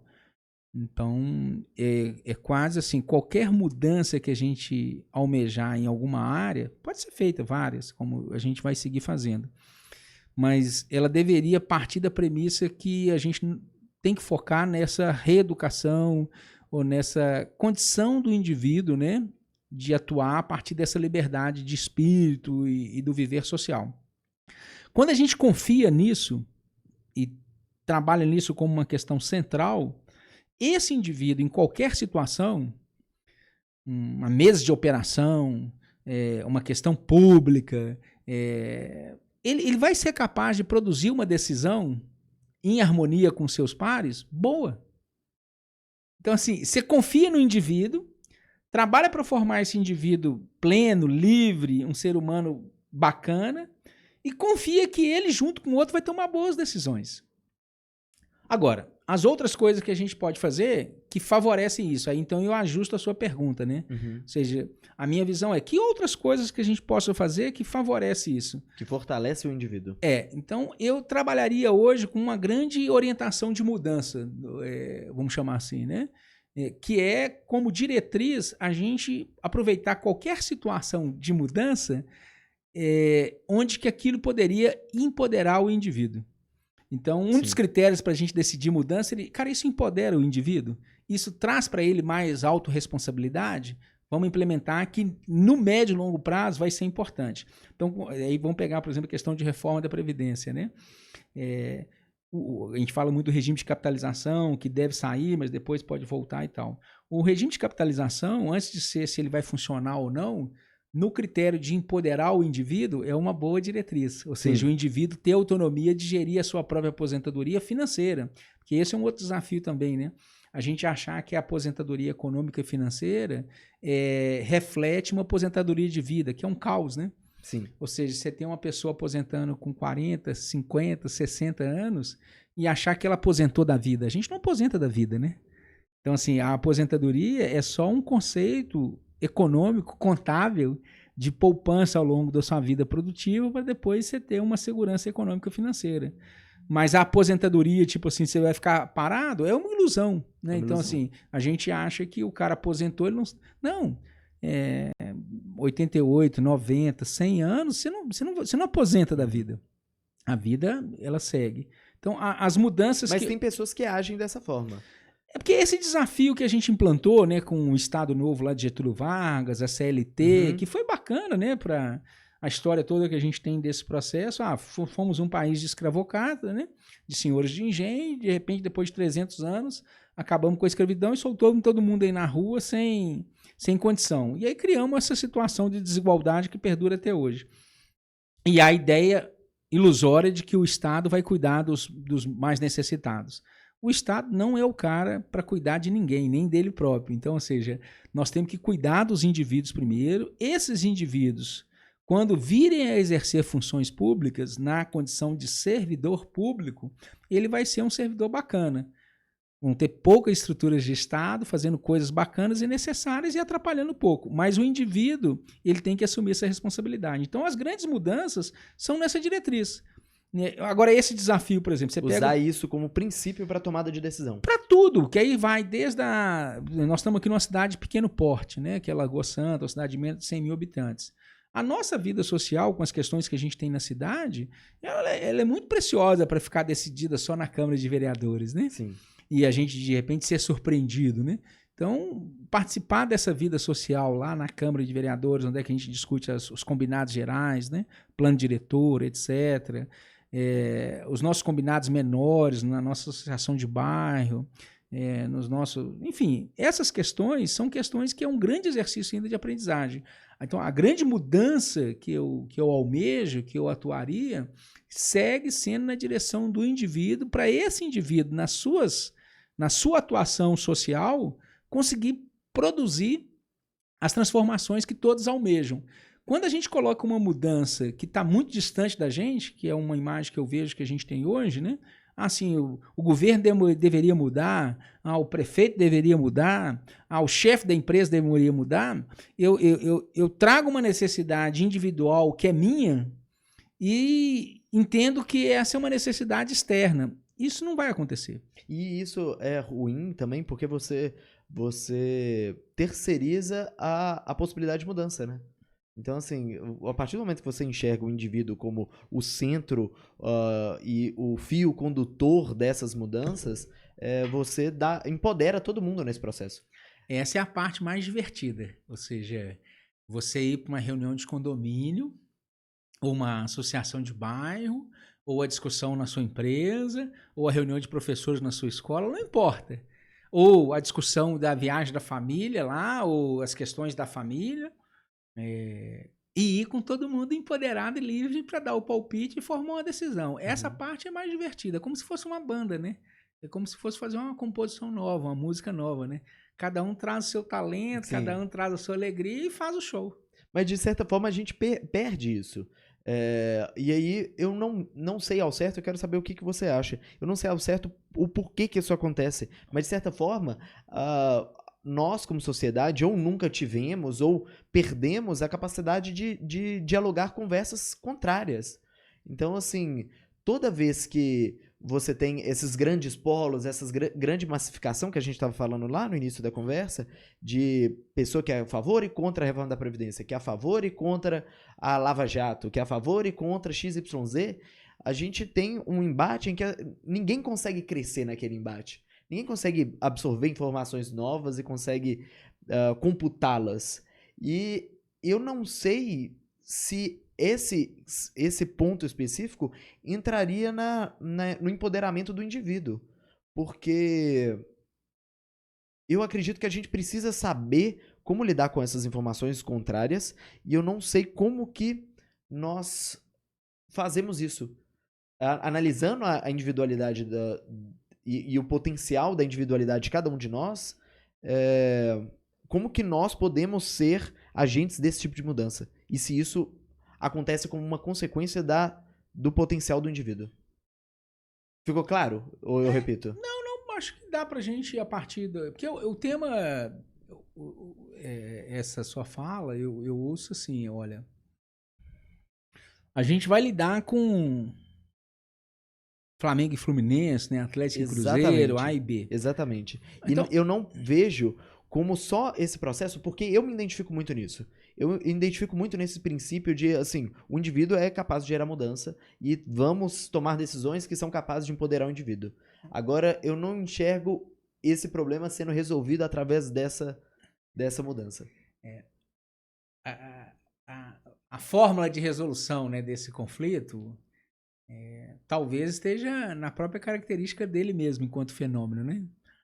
Então, as leis universais que a gente estava comentando, né, a bússola, né, como que a bússola funciona? Ela tem um polo magnético da Terra que aponta para o norte. Então, a eletricidade, tudo funciona a partir do positivo e negativo, né? Uma mulher e tal. Então, ou seja, isso parece que é uma força universal. Ou seja, eu preciso do meu contrário para produzir um certo desequilíbrio e aí cria um terceiro nível e nesse terceiro nível eu busco o equilíbrio. Se a gente observar a cruz do Cristo lá, né, ou seja, a parte horizontal, ela sempre vai viver da polaridade. E é assim, ou seja, a vida nossa aqui é a polaridade. Mas se eu reconheço essa polaridade, se eu não brigo com ela, então, assim, cara, não tem nenhum problema. Você torce para o Cruzeiro, eu torço para o Atlético.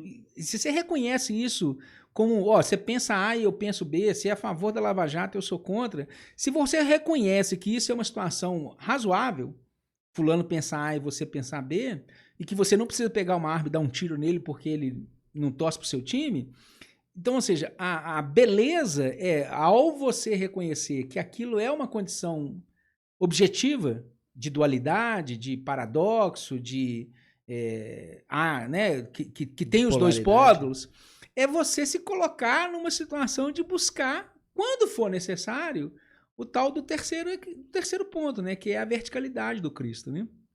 Então essa verticalidade, assim, se ela não é alcançada, ela fica só nas tensões, aí não ocorre mudança nenhuma. Sim. Aumenta as tensões dos polos e a gente vai seguir Israel e Palestina, né? E vamos seguir mais 100 anos, 200 anos brigando contra A, contra B.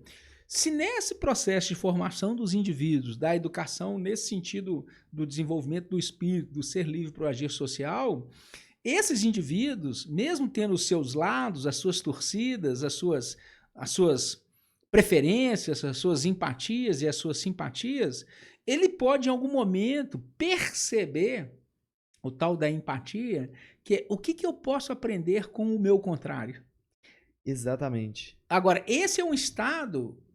Precisa ter esse terceiro nível que você falou. Esse é um estado que, por exemplo, é um estado que o indivíduo precisa de uma caminhada, de um silêncio, de uma autoeducação, né? Olhando assim, do que eu observo por mim. Então, eu já briguei muito com tudo, né? Com o mundo, com as questões, com as causas, com os chefes, com os colegas, com o governo. A hora que você olha e para de brigar com o mundo, assim, e olha assim, bom, quais são as disputas pessoais que eu tenho comigo mesmo? Você consegue participar de reuniões com pessoas que pensam completamente diferente de você, sem você estar alterado emocionalmente com aquilo, né? Então, ou seja, bacana, entendi seu ponto de vista e tal, eu penso dessa forma, a gente consegue encontrar algum caminho que compõe as duas coisas, mas assim, você não precisa brigar com a pessoa porque ele pensa A e você pensa B. Uhum. Essa característica do brigar, ela está muito acentuada, a gente volta na origem da nossa conversa, né? Com a questão da tecnologia e do WhatsApp. Como eu não tenho esse espaço de diálogo, de contato humano, de tom de voz, de olhar, de observar, eu perco essa capacidade de desenvolver essa empatia. A empatia é, a partir de uma situação contrária àquilo que eu penso, ou o que eu sinto, ou o que eu acredito, eu me colocar num estado de aprendizagem. Sim. Com aquilo que é diferente de mim. No WhatsApp, nos grupos do que eu gosto, não tem espaço para empatia. Tem espaço só para reforçar o que eu gosto.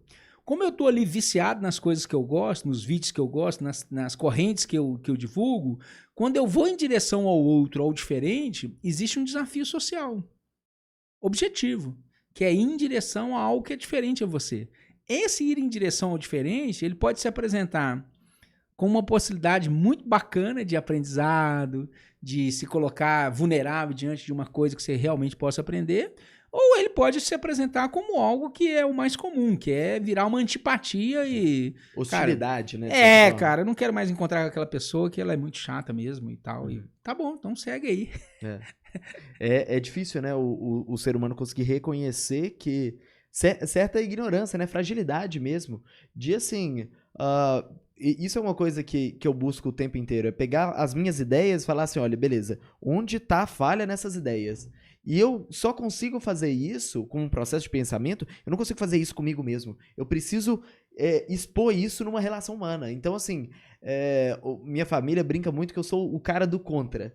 Porque o tempo inteiro eu pego uma ideia, opa, essa ideia é interessante. Então vamos testar ela ao máximo. Onde está o erro? Onde está a falha? Onde que ela pode ser melhorada? E isso é um processo muito difícil de você fazer, desvinculado do seu emocional. De reconhecer que você é ignorante e pouco sabe sobre o mundo. Diria Platão, né? Só sei que nada sei, né? Exatamente, então, ou seja, exatamente. Pra gente alcançar esse estágio, a gente tem que praticar todo dia, né? A gente nos tornar... Não, peraí, talvez assim eu não sou tão foda assim como eu acho que eu sou, né? Apesar da gente estar aqui conversando ao longo desse período e falando nossas opiniões sobre vários temas, mas toda hora você tem que olhar e falar assim, cara, talvez não é exatamente isso. Então, ir para esse espaço de vulnerabilidade é um exercício também, mas é muito interessante. Muito né? prazeroso também, depois que você consegue se entregar isso separado do emocional. Desculpa, Gabriel. Pode falar. Tem uma peça de teatro em São Paulo que eu já assisti algumas vezes e não que eu seja um cara de ir muito a teatro, né? Mas essa específica coincidiu de eu assistir umas 2 ou 3 vezes, que é baseado num livro chamado A Alma Imoral, né? do rabino Newton Bonder, da comunidade judaica do Rio de Janeiro. E uma judia, né? Que é a atriz, a Clarice, ela, em um dado momento da história dela lá, ela foi para a área também do budismo e tal, e aí ela se deparou com a questão, uma senhora lá falou assim, não, mas não tem esse negócio, como é que uma judia vai ser budista? Não existe isso. E aí, a partir dessa questão, ela mergulhou no livro lá do rabino e transformou o livro, que é um livro grande, assim, de uma leitura também talvez mais instigante, transformou numa peça de teatro de 1 hora e pouco, que é um monólogo. E essa história toda para dizer que numa parte desse monólogo, ela traz uma passagem que é exatamente essa que você fala do contra. Ela fala assim, olha, mais ou menos isso, né? Depois quem quiser vai ler o livro ou assistir a peça. Observar uma ideia pelo seu contrário pode ser algo muito interessante. Então, observar um fenômeno pelo seu contrário pode ser algo muito interessante. E realmente é. Ou seja, por exemplo, nós falamos aqui da segurança e da educação, né? Uhum. Observar a segurança não pelo ponto de vista das questões de segurança, mas pelas questões da educação, ou seja, o contrário da segurança, Sim. né? Ela traz, no mínimo, uma perspectiva ampliada, né? Sim. E me parece que para as coisas do indivíduo e das questões sociais, essa ideia de ter uma percepção ampliada é uma exigência dos tempos atuais, né? A pergunta que me move hoje é assim, o que está acontecendo? Não o que eu acho que está acontecendo. Exatamente. O que está acontecendo? Essa pergunta, o que está acontecendo, ela, assim, aí volta de novo para a questão do celular, né? O que está acontecendo? Você está só olhando para sua mão e para o seu celular, né? Você não está vendo mais nada. A capacidade sensorial de percepção, ela está sendo também reduzida. Os sons, as paisagens. A vida urbana já trouxe um pouco desse desafio, né? De você sair da paisagem que é uma paisagem mais que combina com a nossa natureza, né? De ser humano, né? De observação, né? Então, assim, as pessoas que vivem fora um pouco das cidades, essa percepção do que está acontecendo, ela se dá de forma quase que intuitiva. Sim. Ela sabe o que está acontecendo. Aí tem várias coisas científicas também que é bacana, né? O pessoal lá do Nordeste que reúne, né, os previsores do tempo, né? Tem um congresso de previsores do tempo lá no Nordeste que vem cada um de um lugar, se reúne, fala, esse ano vai chover mais, esse ano vai chover menos. E cada um traz o seu método científico, né? De por que ele está prevendo aquilo. Não, porque lá, quando o passarinho tal faz... Então, assim, a capacidade dele perceber ao longo dos ciclos como que o tempo funciona permite a ele chegar lá num Congresso Nacional de Meteorologia Popular e propor com assertividade, ó, esse ano vai chover mais. Porque ele entende o que está acontecendo. E a outra você pode ir lá para o Clima Tempo no Google, Jutear lá também, vai chover ou não, né?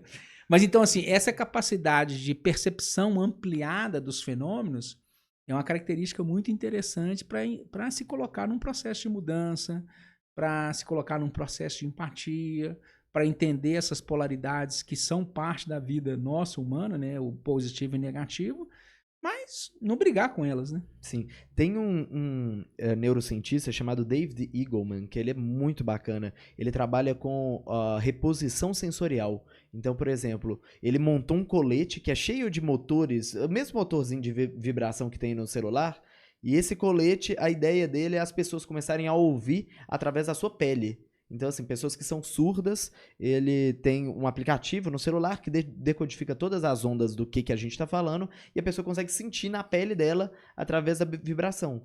E com o passar do tempo, elas começam a entender palavras, efetivamente. E eu estava vendo um documentário sobre ele falando sobre realidade. Tem um conceito, um termo alemão chamado Umwelt, que é o mundo à sua volta, né? Que é basicamente a forma como a gente percebe a realidade. E uma das grandes vantagens que eu vejo na minha decisão de reduzir acesso nas redes sociais, então, por exemplo, Facebook eu não acompanho nada, Instagram eu não acompanho nada, o YouTube eu só acompanho alguns pontuais que são conteúdos que eu gosto de me informar. Eu bloqueio o feed, então assim, eu bloqueio o algoritmo me oferecendo coisa. Eu não, assim, eu abro no computador, por exemplo, o YouTube, só abre o vídeo que eu quero. Todos aqueles vídeos que ficam recomendando na lateral desaparecem.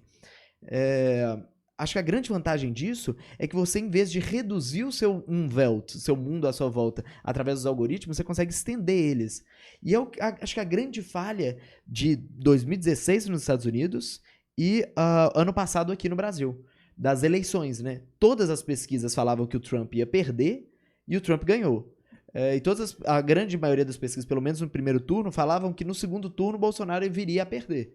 E não foi isso que aconteceu. E as pessoas, pelo menos na minha bolha de amigos, todo mundo achava muito inacreditável o Bolsonaro conseguir se reeleger. E eu fui o único que, lá atrás, em junho, já falei assim, o Bolsonaro tem grandes chances de conseguir. Por quê? Pelo menos a forma como eu enxergo, eu não quero ficar tentando fazer a realidade encaixar na minha visão de mundo. Eu quero fazer o contrário. A minha visão do mundo é se espelhar um pouco na realidade. Que a realidade está aqui à nossa volta, só que a gente não consegue experimentar tudo. Então, tem esse processo de você tentar fazer com que a sua visão de mundo se assemelhe pelo menos um pouco mais com a realidade. Maravilhoso, Gabriel. E a melhor coisa para fazer isso é pegar a ideia contrária. É pegar principalmente aquilo que deixa a gente desconfortável. Que é assim, olha, isso pra mim é inaceitável. Beleza, por que é inaceitável? Por que é inaceitável pra mim e aceitável pra várias outras pessoas?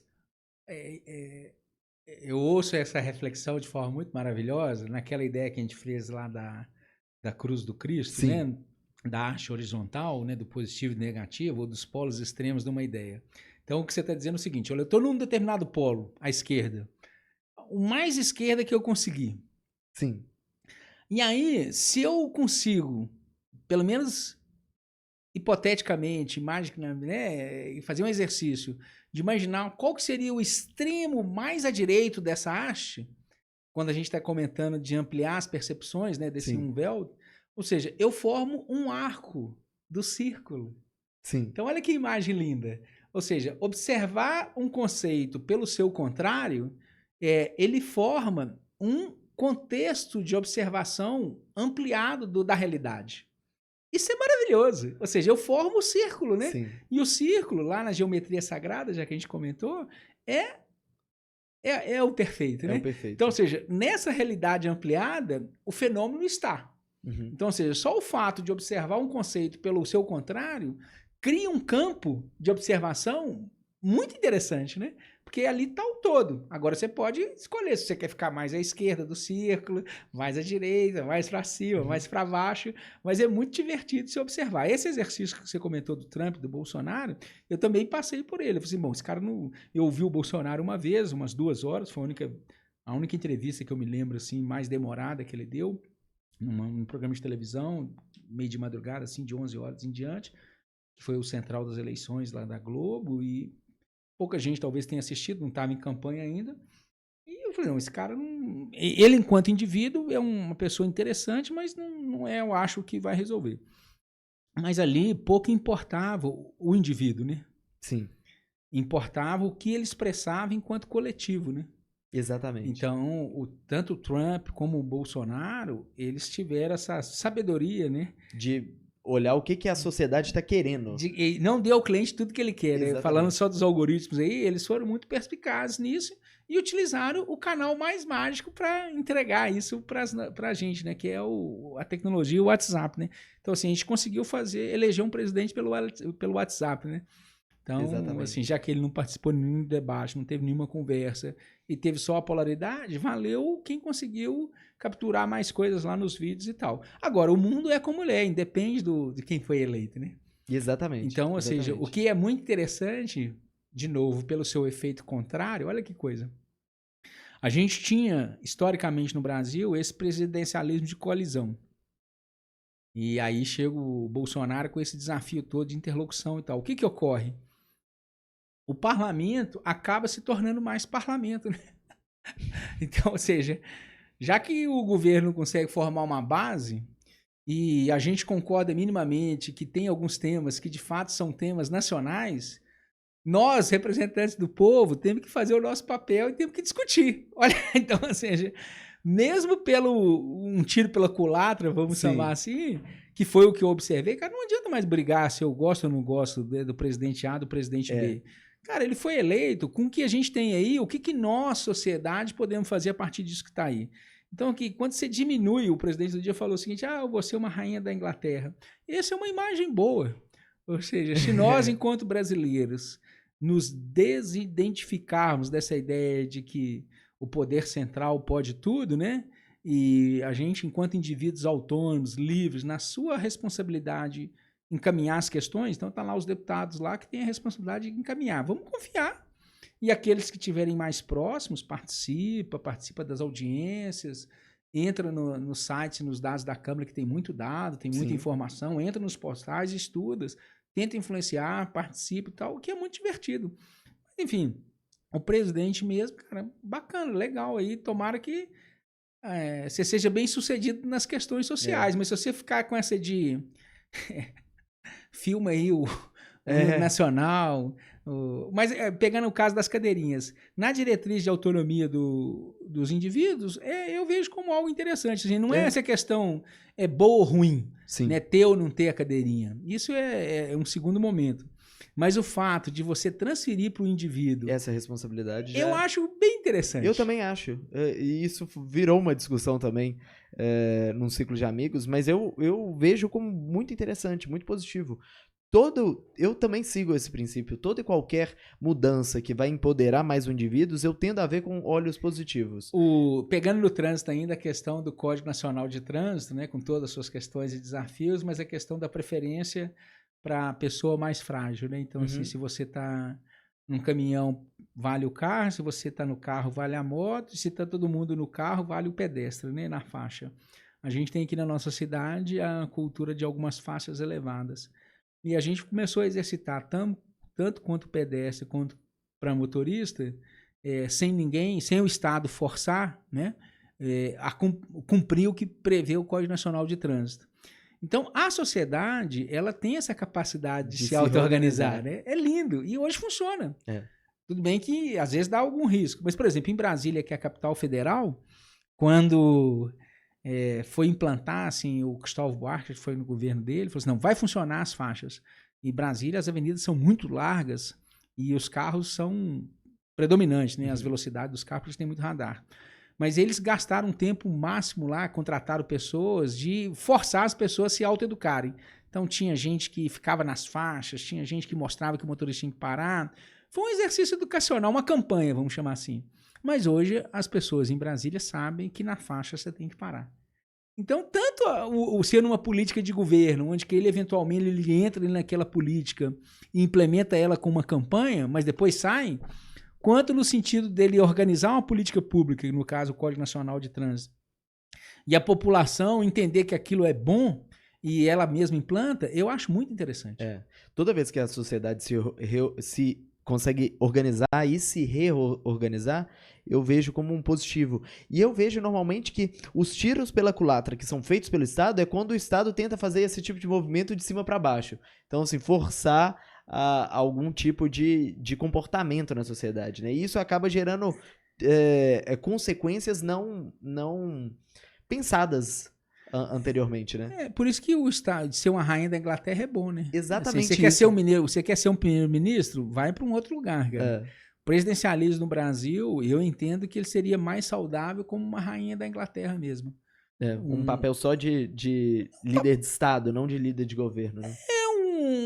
Um estadista, né? Ou seja, o que dá diretrizes, que tem influência, que propõe coisas, que monta o ministério, que dá um tom da música ali, né? Mas, cara, tá na sociedade, tá no parlamento, tá nas federações, né? É muito, muito bacana. E uma das críticas, eu falo assim do meu ciclo, né? No meu ciclo tem muita gente que é anti-Bolsonaro. Uma das coisas que eu sempre coloco pra eles é o seguinte, que vai bem nessa linha mesmo. Se você acredita que o Bolsonaro, isso na época da eleição, o Bolsonaro não deve ser eleito e vai gerar um caos social, né? um caos geral, a democracia vai acabar, muita gente falava isso. Será que isso daí não mostra um raciocínio específico, que é o fato de que o presidente no Brasil tem muito poder concentrado? Então, assim, se você acredita que esse cara não deve ser eleito porque ele vai fazer tal e tal coisa que vai ser negativa, talvez isso demonstre que o presidente no Brasil tem muito poder e que, na verdade, a gente tem que diminuir o poder dele e dar mais poder para o indivíduo, para que esse tipo de anomalia não aconteça. Porque se você tem lá um cargo, que é o cara que pode fazer tudo, e ele vai e faz, né? Assim, ele vai e faz aquilo que você acredita que não é o certo, não é o que deve ser feito. Talvez você tá pensando no cargo errado, né? Esse cargo talvez não deveria existir. É interessante, Gabriel, o poder do presidente. Qual o poder que o presidente tem? Aquele que nós, imaginativamente, imputamos a ele. Exatamente. E que ele acredita ter. Então, assim, que é a pior parte, talvez. Ele acredita que é Deus porque nós achamos que ele é Deus. Sim. Assim, o que a gente está observando é que, de fato, o presidente não tem o poder enquanto poder. Ele tem o mandato para ser desenvolvido dentro das regras que estão aí. Alguns presidentes mais inteligentes, mais espertos, conseguem entender bem essa lógica de poder e mandato e manda ficha. Sim. Ou qualquer mandatário de um cargo público. Mas quem tem, né, todo poder emana do povo, né? E aí ele volta. Então, assim, essa característica de poder, por exemplo, conversar do Bolsonaro, eu recomendo ninguém conversar dele. Assim, cara, é um desperdício de tempo. Não fica dando poder a ele. Porque quando a gente conversa com ele nas mídias sociais, nas hashtags, nas decisões que ele toma, assim, a gente dá poder a ele, né? Assim, cara, ele é o presidente, ele tá mandatado, foi eleito, tá bacana. E vamos confiar que nas decisões deles, boas ou ruins, que eu gosto ou não, ele vai fazer o papel dele de mandatário da presidência. Agora, vamos nós, como cidadão, não falar do Bolsonaro. Falar das decisões que a gente tem que tomar no nosso dia a dia. E essas decisões não têm a ver com o governo. Tem a ver com nós mesmos. Com nós mesmos, com as instâncias. Já está lá a reforma na Câmara, bora acompanhar lá o Congresso em Foco, a Transparência Brasil, e se você estiver entusiasmado e estiver disponível, participar. Mas mais do que a reforma da Previdência, a discussão dessa semana, por exemplo, é se os estados e municípios vão estar inclusos ou não. Cara, vamos aqui na nossa cidade aqui, chamar todos os servidores e fazer a nossa discussão com a comunidade, com a Câmara, sobre a questão da Previdência Municipal. Vamos nós discutir quanto que a gente tem de orçamento na nossa cidade e quanto do nosso orçamento está comprometido com folha de pagamento e quanto está comprometido com o pessoal nativo e aposentado. Então, assim, trazer essa... Eu não tenho que falar do Bolsonaro como uma coisa distante de mim. Tem que falar aqui, local, né? Próximo de mim. Essa que é a política. E essa política, o poder está comigo. Sim. Agora, se eu não assumo esse poder, o presidente vai ter o poder. Sim. Porque eu dei a ele esse poder. Sim. Na medida que eu não estou envolvido com as questões que dizem respeito naquilo que eu posso influenciar, e eu transfiro essa discussão para o WhatsApp, para o Twitter, e fico lá debatendo quem... Né, os robôs ficam ganhando de mim, os robôs sempre vão ganhar, né? Porque no mundo analógico os robôs sempre ganham, né? Eles são mais espertos que a gente, né? Porque é o mundo deles, né? E a gente acha que a gente está interferindo em alguma coisa, mas é tudo robô ali. E brigando com os robôs, né? Então, assim, lá é uma causa perdida. Sim. Essa arena não é uma arena. Uma curiosidade que eu tenho. Quais são as suas referências para o seu modelo de pensamento? Vida. Mas, assim, tem algum pensador que você leu, que você consumiu conteúdo, assim, que você pensa... Tem a antroposofia como uma primeira jornada, né? O Rudolf Steiner e a antroposofia foi um processo importante, assim, que me ajudou muito enquanto involvement, né? Nesse contexto geral. Então, a antropos, a sabedoria, e sofia, o homem, né? A sabedoria do homem. E que basicamente ele faz um resgate de leis universais desde que o mundo é mundo, né? Ou desde antes do mundo ser mundo, né? Então ele traz uma cosmovisão bastante significativa para mim e para outras pessoas, né? Das questões essenciais do mundo. Então, ou seja, traz esse humano nosso que nasce e morre para o lugar dele, né? Que é um cara que vai nascer e vai morrer e pronto. Mas traz essa sabedoria do homem espiritual como o cerne da questão. Então, ou seja, você enquanto ser humano, você vai nascer e vai morrer, mas enquanto você estiver aqui, você é portador de um ser espiritual que está junto com você.